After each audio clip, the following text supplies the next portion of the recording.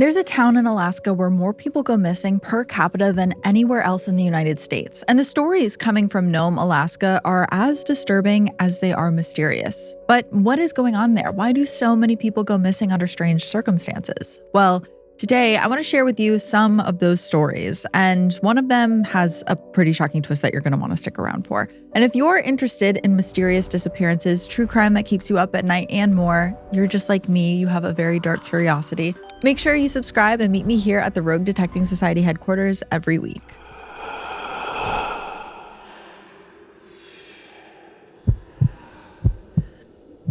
It's when your heart starts pounding. It was a Sunday night, August 10th, 2003. 18-year-old Timuri Tawarek and her roommate, 19-year-old Sonya Ivanoff, went to a friend's house for a fun-packed night of beer and board games. The Arctic summer sun had finally set just before midnight, but Timuri and Sonya still had enough energy to burn, so they continued hanging out. At around 1 a.m., Timuri looked at the clock and realized that she had to be up for work in just 6 hours. Neither Timuri nor Sonya had cars. They got around Nome, their small Alaskan town, entirely on foot. And Timuri, realizing that she wouldn't be getting more than 5 hours of sleep, decided that she was just going to stay at her friend's place and crash there that night. But Sonya had Mondays off from work, so she wasn't really in any hurry. She decided she was just going to amble home on her own. So Timuri walked Sonya outside into the misty night rain, and after the two girls told each other, "Peace out," Sonya continued on her way down the street in the direction of their home. At around 5 a.m. that morning, Timuri returned to her apartment to get ready for work, and she noticed that Sonya's bed was empty. Now, Timuri racked her brain for why that might be, and she figured Sonya must have stopped at her friend's house and spent the night there, so she just got dressed and headed out to work. She figured that she would hear from Sonya later because she often called her during the day on her work line just to check in and chat. But Timuri didn't hear from Sonya at all that day. And this was not normal. These girls always checked in with each other. Even without cell phones, they just always knew where the other one was so that they could call the landline and just chat. Timuri did not feel good about this, so she began making calls to mutual friends to find out if anyone had seen her, and no one had. That same morning, Timuri called the hospital where Sonya worked and learned that she never showed up for her shift there. She then phoned the Nome Police to ask if maybe Sonya had been arrested for some reason and was being held, but no one named Sonya Ivanoff or fitting her description was in custody. Where did Sonya go? Did she somehow make a wrong turn on the short walk back to her apartment, a walk that she had made many, many times before? Well, the truth is, Sonya had become part of a disturbing trend in Nome, a trend where people just vanish into thin air. And locals have been warning each other for a long time about this very thing. Now, Nome is a city at the edge of the world. It's etched into the Arctic coastline along the southern rim of Alaska's Seward Peninsula. It juts out into the icing Bering Sea. Nome is actually closer to Russia than to Anchorage, Alaska's largest city. And it's not for nothing that Nome's very name forms the first syllables of no man's land. Nome is a place isolated from the world beyond it. No roads connect to it from anywhere else. And if you open Google Maps and try to find driving directions to Nome, Google can't offer them. Nome can only be reached by plane or by boat or by dog sled. Everything about this place is harsh and unforgiving. Temperatures average just 5.6 degrees Fahrenheit in January, its coldest month, but they can drop as low as minus 50, which is a level of cold that most of us can't even understand. In summer, daylight in Nome lasts for 20 hours, while at the peak of winter, it's the total inverse. 20 hours of total darkness and what's known as polar night. The harsh environment is reflected in the city's architectural character, too. Many of the buildings are these stilted clapboard structures with a prefabricated look. They're just designed for maximum warmth and durability. And Alaskan locals have been warning each other about Nome for a very long time. They say you shouldn't go there. And not just because of the ruthless environment, but because there is a darkness that's hiding in plain sight. See, since 1960, at least 25 people have gone missing or died under suspicious circumstances in and around the city. And for a population of just a few thousand, that's a lot. It's more missing persons and unexplained deaths per capita than just about any other American city. But for a place where people just vanish, there doesn't really seem to be a lot of urgency. Authorities say they have looked into the cases and decided that there's no connection. There's nothing weird going on, they say. No larger threat to the community. But residents and the people that have lived there the longest all know that that's not true. And honestly, after researching for this episode, I tend to agree with them. Now, by the time Timmery's workday was over, she knew that it was time to take action. She couldn't just sit idly by. At 5 o'clock, she walked straight over to the Nome Police Department to report her friend missing. And right away, Timmery was struck by the officer's apparent lack of concern or urgency. The officer, whose name was Stan Piscola, asked Timmery questions that suggested Sonia might have left of her own accord. He asked about her mental state and about how the two girls got along. He didn't really seem to take this report all that seriously. Now, Timmery was not confident the police would do much to help. The department had a reputation for not diligently investigating cases involving Native Alaskans. Now, Nome's police force was also a very small one. At the time, the city employed only 7 officers. So the police at the time, as they often did, had to turn to volunteer firefighters. And those firefighters went out into the city and started doing a sweep, and they spread out to the opposite corners of town. So those volunteers went out and began doing a sweep of the surrounding area looking for Sonia.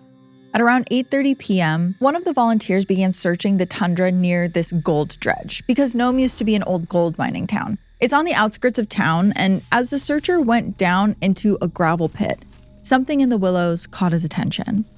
It was a woman's body, completely nude except for one single sock. The woman was identified as Sonya Ivanoff. Authorities processed this crime scene and then sent Sonia's body off to the medical examiner, who found that she had sustained a single gunshot wound to the back of her head, delivered at point-blank range, execution style. But maybe strangest of all, he found no trace of forensic evidence of any kind on her body. It was as if the killer had intentionally removed evidence and maybe had knowledge on how to do that. Sonia was born on April 13, 1984 in Unalakleet, Alaska, a city of about 700 people located 100 miles east of Nome. She attended a local high school where she played basketball. She was involved in school activities, and there she became best friends with Timmery. She graduated in 2002 and then moved to Nome, where she landed a job behind the Norton Sound Regional Hospital's admission desk. Sonia was determined to save up every dime she earned so she could eventually start attending college. Now, Sonia adapted quickly to Nome, which offered so much more excitement and opportunity than her small little hometown.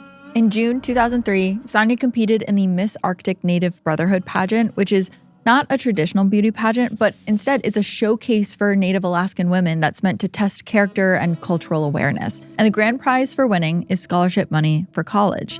And that same summer, Sonia's best friend, Timmery, who was a year younger than her, moved to Nome and began living with her. That's to say that this was supposed to be an exciting time for Sonia, but now it had been cut tragically short by an unknown killer. Back at the crime scene, Nome police uncovered their first clue with a set of fresh tire tracks that led away from the gravel pit where Sonia was found. Whoever was driving that car probably knew what had happened to her. That's really all that they had to work off of, and it wasn't much. So for the next few weeks, there wasn't much movement on the case, and it started running the risk of going cold. But then, in early September, their phone rang. Someone had seen something the night Sonia disappeared, and they were ready to come forward. A woman named Florence said she had witnessed something that she felt was important. On the night Sonia disappeared, Florence had been outside of her house smoking a cigarette when she spotted Sonia walking down the street alone. She looked okay. There wasn't anything obviously strange about her behavior. But then an SUV suddenly appeared and started trailing her. Florence observed as this SUV watched Sonia for a bit and then seemed to drive off. But it soon reappeared at the next corner, right in the way of Sonia's path, in between her and her apartment. It was as if it was laying in wait for her. The driver then rolled down their window and briefly talked to Sonia. Florence couldn't hear everything that was being said, but she heard Sonia say something like, "What's going on?" The two chatted just a little bit longer, and then Sonia willingly got into the vehicle and rode off, heading in the direction of that gold dredge where her body would later be found. Now, Florence remembered that the time was about 1:30 in the morning, just a half an hour after Sonia and Timmery parted ways. The officer asked Florence to provide a description of the vehicle and its driver. Now, she didn't see the driver's face, she said, but she remembered one thing about the vehicle very distinctly. And then her voice got real quiet. On the side of the SUV, she said, were the words, Nome Police Department. It was a marked police cruiser. Now, this shocking revelation narrowed down the suspect pool from thousands of people in the town to just two. Nome police officers Matt Owens and Stan Pascola, the only two officers who were on duty at the time of Sonia's disappearance and death. Officer Pascola was the one who first talked to Timmerie when she came into the station to report her friend missing. He was the officer who seemed like he couldn't have cared less about the missing woman. Was it because he knew what had happened and didn't want an investigation to get started? But then, some of the women in town began coming forward with stories of their own, and not about Stan, but about the other cop, Officer Matt Owens. Stories of Officer Owens picking up women at night and giving them rides. Sometimes, they said, Owens would follow women in his patrol cruiser and then drive ahead of them only to cut them off further down their path, just like what the witness had described happening with Sonia. 3 witnesses claimed that they had been stalked and assaulted by Owens. One even said that she had come forward and told the police chief, Ralph Taylor, after it happened, but nothing was ever done. Another said that Owens had held her at gunpoint and threatened to kill her if she ever told anyone about the assault. Remember, this was a small town. Less than 4,000 people lived here. There's liberal arts colleges that are bigger than Nome. It's been said that Owens' behavior was this open secret that the whole department probably knew about. And maybe that's why he felt so emboldened to commit these crimes on the clock and in uniform. But what happens when the only people you can go to are the ones who have been shielding the very predator you seek to report? Well, not much, as was obvious from the other women's experiences. But now this was a murder investigation, and one that potentially involved an officer. It was no longer up to the Nome Police Department to investigate. The Alaska State Troopers took over the investigation shortly after this. Though they wouldn't have to do much digging into Owens because his very, very bizarre choices started speaking for themselves. In late September, around 6 weeks after Sonia was murdered, there was another strange development in the case. Owens reported that his police cruiser was missing. It turns out Owens' sergeant asked the officer about its whereabouts, and the officer claimed that he just didn't know what had happened to it. The department soon launched a full-scale search for this cruiser. They were not going to look into the accusations against one of their own officers, but one SUV goes missing and they were going to throw everything at it. Officers searched all over town for this cruiser. And the officer who ended up finding it was Owens himself. He said that he located his abandoned vehicle right near the gravel pit where Sonia's body was recovered.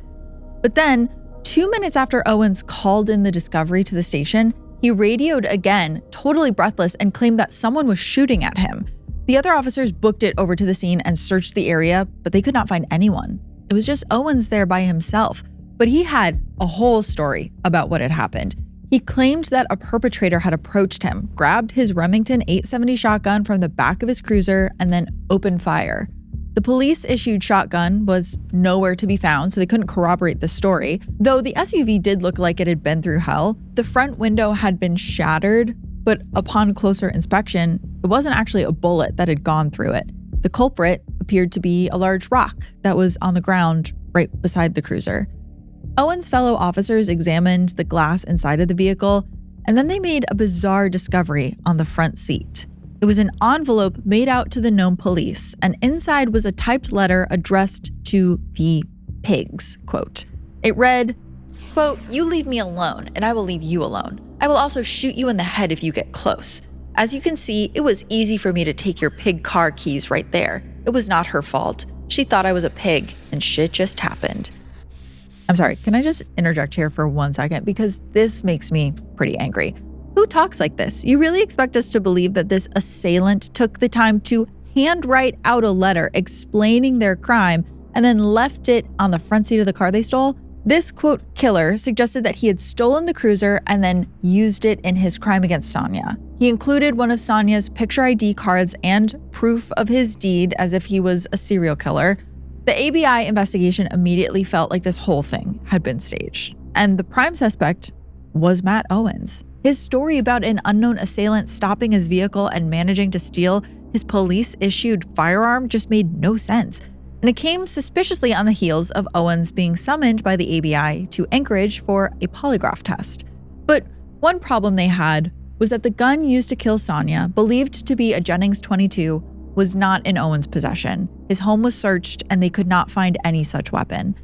However, one officer did note that he knew of one Jennings .22 in Nome, and it was in evidence storage at the precinct where Owens worked.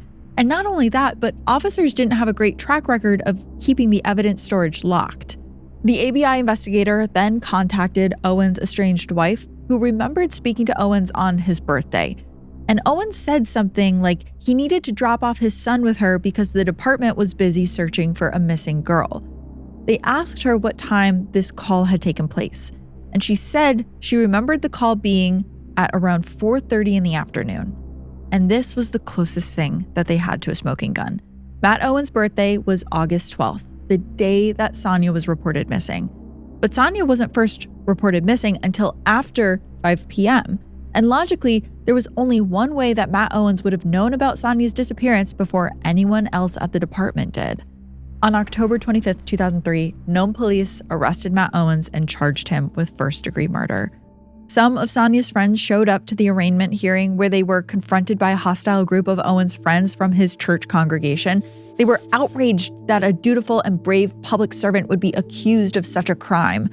But almost immediately following his arrest, even more women started coming forward with stories about being picked up by Owens and then sexually assaulted by him. One of those women claimed that Owens warned her if she tried to report him, it would be his word against hers, and no one would believe, quote, a native with a drinking problem over a police officer. Some of these women still went to the Nome Police after their ordeals to report these assaults and found, tragically, that Owens was right. The department did not do anything to investigate. And this didn't really come as a surprise to them, because everyone knew that the police didn't take the harassment and assault of the local Native women seriously. I mean, this is a department that in 2017 got in trouble for trying to weed out sexual assault cases by pressuring women to redact their accusations. And evidence against Owens just kept mounting, as I'm sure you can imagine. And then authorities came forward and said that they believed Owens had stole the gun used to kill Sonia from an evidence locker and then put it back afterwards. They also found proof that he had burned a pair of gloves and some of Sonia's clothing in a fire pit 70 miles north of Nome. And more than 2 years after Owens' arrest, a jury convicted him of first-degree murder as well as evidence tampering. And of course, for staging the purported theft of his police cruiser, because God forbid we forget about this car. A judge then sentenced him to 101 years in prison. He used his badge, his marked police car, and his police training to commit what he thought was going to be a perfect crime. The leading theory is that he took Sonia thinking that she was going to be easy to assault, but she was able to fight him off. And because she wasn't drunk, he most likely thought that her statement against him wouldn't just be brushed off by police like usual, so he killed her so she could never come forward about what he did. And this was a rare kind of win in the area where not only a case was solved, but the person responsible was actually punished for the crime. Even though this crime probably wouldn't have happened in the first place if he had ever been punished for any of the other crimes against women he had committed. But like I said, Nome is a really harsh place, and not everyone there is fortunate enough to have their crime investigated, let alone closed. And sometimes the trail goes cold in very, very unsettling ways. Joseph Balderas grew up in Lubbock, Texas, with a taste for adventure and a thirst for knowledge. The middle child of 5, Joseph was both an avid outdoorsman and the first in his family to finish college. When he moved to Alaska for work in 2011, it was like life as Joseph knew it had been flipped upside down, trading in the arid heat of West Texas for the Arctic chill of America's so-called final frontier. For Joseph, it was an exciting and even exotic change, kind of. He never thought he'd actually be living in a place where the northern lights were visible for most of the year, but there he was. Joseph loved Alaska's imposing terrain. He loved to hike. He often called home to tell his mother of his latest adventures and his upcoming plans. If there was one thing she repeatedly would tell him, it was to not go hiking alone. Mom's worry. Still, he did plan to go hiking alone on the last weekend of June in 2016. Over beers with his coworkers that Friday afternoon, Joseph explained that his fiancée was flying into town for the 4th of July, and he wanted to surprise her with the perfect hiking spot. So he was going to head up north a ways to scope out some potential trails. Don't go by yourself, though, his coworkers told him. Wait for your fiancée, Megan. But Joseph had already made up his mind. He was going to go that weekend, and he was going to be fine. Joseph's fiancée was Megan Ryder. They had first met in 2013 down in Juneau, and that's where he lived until moving to Nome the following year to work for the city's 2nd District Court. Megan stayed behind in Juneau, which, although it's in the same state, is over 1,000 miles away from Nome. But Joseph had plans to move back to Juneau that summer to start his own law practice and to marry Megan. In the meantime, the couple saw each other as often as their schedules would allow, and they talked on the phone and texted nearly every day. On Friday night, June 24th, 2016, Joseph called Megan to brag about the salmon he'd caught fishing that evening. After the call, he sent her a picture of the fillets and he told her that he was heading back out to camp beneath the midnight sun. Early the next morning, Joseph was back home where he lived with his roommate, and he sent Megan some texts saying that he was going to venture back out to another river where he suspected he could catch some king salmon. And Megan eagerly awaited an update from him. But she never got one. By Monday morning, Megan still hadn't heard from Joseph. Her calls were going straight to his voicemail, and her texts were all undelivered. So she called up the 2nd District Court in Nome, and she got Joseph's coworker, Tracy Bluey, on the line. And what Tracy had to say made Megan's hair stand on end. Because Joseph hadn't come into work that morning, and it was totally unlike him not to call or show. Tracy sounded a bit worried, and before she hung up, she told Megan that she would call the state troopers and report him missing. Now, the Nome Council Highway is 72 miles of unpaved gravel that's unplowed during the winter and ends in the town of Council, which has a population of 0. The highway is largely just a scenic route. When Alaska State Trooper Timothy Smith received the call that morning, he remembered that one of his fellow troopers spotted Joseph's pickup truck over the weekend, parked on the highway out by mile marker 44. So Smith drove out to that stretch of highway, and lo and behold, there was Joseph's truck still parked on the shoulder. Trooper Smith parked behind the truck and tried the doors. They were all unlocked. So he reached his hand into the vehicle and removed a backpack from the passenger seat. He unzipped it and found fishing gear, a pair of waders, and boots. Smith looked around the area, the miles of barren land and low brush in every direction, yelling into his megaphone along the way. But there was no sign of Joseph anywhere, and not a single other human in sight. This really eerie feeling came over the trooper in the total silence of the surroundings. He knew that he needed to get search crews out there immediately, so he used his satellite phone to contact the Nome Search and Rescue and the volunteer fire department. Over the next week, for 20 hours a day, from sunrise to sunset, ATVs and aircraft scoured the area looking for clues. Community volunteers, family members, and search dogs joined in the operation. And the dogs picked up a scent on the road near where Joseph's pickup was, and it led directly to the river, but then the trail was lost and the dogs' handlers just took them home. Searchers in the area also saw nothing except bears. I mean, there were a lot of bears out there. Could that be a clue to Joseph's fate? And Trooper Smith wondered that. If Joseph or his remains were out there somewhere, Smith believed that no one would be able to see him from any angle. It seemed pretty hopeless. After nearly a week, the search was called off, and Joseph's whereabouts remained a mystery. On July 3rd, state troopers went back to Joseph's house, and they talked to his roommate, Jake Stetton-Benz. And Jake told the troopers that he wasn't home most of the Saturday that Joseph disappeared. He had been out bridge jumping with his friends Emery and Tyler that afternoon, and after the trio drove out to Solomon, an area east of Nome, and didn't return to town until 1 a.m. And the troopers noticed that while talking to Jake had scrapes on his face and his arms, and they asked him where he'd gotten those. And he said that he got banged up playing catch football with a friend. The troopers then asked when this had happened, and Jake recalled that this was around June 30th, which would have happened 3 days after Joseph's disappearance. Now, troopers felt kind of weird about this whole interaction, so after the interview, they put in a request for Jake's cell phone data. And once that request was approved, they took a look at Jake's text message exchanges, and as they were reading through them, they discovered that Jake had been lying. On July 4th, a day after they first talked to Jake at the house, he had texted his friends, Emery and Tyler, asking them to cover for him, saying that he had to use them in a story that he told the state trooper about driving out to Solomon after they'd gone bridge jumping. For some reason, Jake felt the need to create an alibi for his whereabouts from 8 p.m. to 1 a.m. that Saturday. Troopers recontacted Jake and confronted him about this lie, and Jake apologized for not being truthful, and he explained that he had never been questioned by troopers before and he was just simply nervous. The investigators proceeded to thoroughly search the home Jake and Joseph shared, but they didn't find anything that would indicate foul play. And around the same time, troopers were contacted by a witness who reported driving on the Nome Council Highway on Saturday, June 25th, and seeing Joseph Balderas standing next to his pickup truck, right where it was later found, at mile marker 44. Now, this seemed to confirm that Joseph had driven his own car out to that stretch of highway and parked it at the East Fork of the Solomon River. But what happened after was a question that continued to haunt investigators and Joseph's loved ones. Months passed without any sign of Joseph, whose family back in Texas grew impatient and dissatisfied with the state troopers' investigation. So the family hired their own investigator, an Alaska-based PI named Andy Clamser, who flew out to Nome to see if he could uncover something that the local investigators couldn't.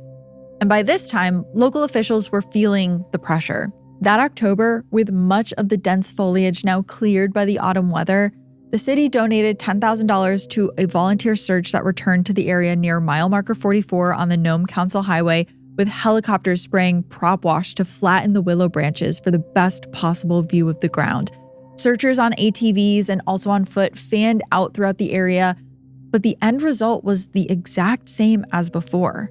Nothing. The PI, Andy Clamser, was meanwhile busy with his own investigation. He didn't believe that something had happened to Joseph while hiking. Joseph was an experienced outdoorsman in good physical shape, and besides, if he'd perished out there in the wild near his truck, he surely would have been found by now. If he had been attacked by a bear, then searchers would have found evidence of a bear attack. But they didn't. Clamser talked to dozens of Joseph's friends, his coworkers, and acquaintances, and found no indication that Joseph was suicidal or had any reason that he would want to disappear. He was upbeat, he was happy, he had plans for the future, both short-term and long-term. Clamser ultimately concluded that Joseph was a victim of foul play. Joseph's family did agree, but that didn't bring them any closer to learning what actually happened to him or who was responsible. Did he walk out into the woods and meet someone he shouldn't have, or did he get picked up by a car and taken somewhere? No one ever got any answer on this, and so Joseph's death got placed into an ever-expanding file of strange disappearances in Nome with unsatisfying answers from police. When Donald Adams disappeared from Nome in 1976 at just 18 years old, his family was left to search for him while the police didn't step up, and their search returned to nothing. When Nathan Anangazik vanished just a few years after graduating from the local high school, barely anything was written about him in his police file. When Justina Beatrice Kanaya, a mother of 8, disappeared in Nome on her way to a doctor's appointment, her daughters had to show pictures of her around to the locals because the police refused to help. And when Atmic Carl Henry Jr. vanished after being last seen at a relative's home, it was his sister-in-law that put together a suspect list, not the police. And she did the same thing when Amtic's cousin, Ernest, went missing in the area as well. But although Joseph's case didn't get solved, it did get something that most of the missing persons cases in the area didn't get, including the ones that I just mentioned. And that's media coverage, which helped shine a brighter light on the disturbing pattern of disappearances and suspicious deaths in Nome, a pattern that had become so concerning to the community that in 2006, a whole decade before Joseph's disappearance, the FBI was brought in to analyze these cases because some residents of Nome feared that a serial killer was at work. And the FBI concluded that there was no serial killer and that there was no larger pattern. But if you pull back and look at the cases of missing and murdered Alaskans and suspicious deaths in Nome, you may not walk away convinced that there's a serial killer or some murderous cabal at work, but a very clear pattern does emerge. And that's the Nome Police Department's pattern of indifference, neglect, and hostility towards the local community, especially the local Indigenous community. But the problem of missing and murdered Indigenous people is much broader, and Alaska claims the greatest share of those. So to find out how you can get involved and provide advocacy and support, you can visit the website for the Data for Indigenous Justice organization at www.dataforindigenousjustice.org, and you can click on resources in the top left menu. But that is all I have for you today. If you want to learn more about Nome, over on footnotes on the High Council tier at Patreon, I'm going to kind of go through some of the cases that didn't make it into this week's episode. There's a lot more from Nome that I'd love to talk about, so you can join me there. Otherwise, I will be back here next week with another episode for you all. And until then, stay curious. Ooh. Heart Starts Pounding is written and produced by me, Kaelyn Moore. Heart Starts Pounding is also produced by Matt Brown. Our associate producer is Juno Hobbs. Additional research and writing by Paul Haynes. Sound design and mix by Red Rum Creative. Special thanks to Travis Dunlap, Grayson Jernigan, and the team at WME. Have a heart-pounding story or a case request? Check out heartstartspounding.com.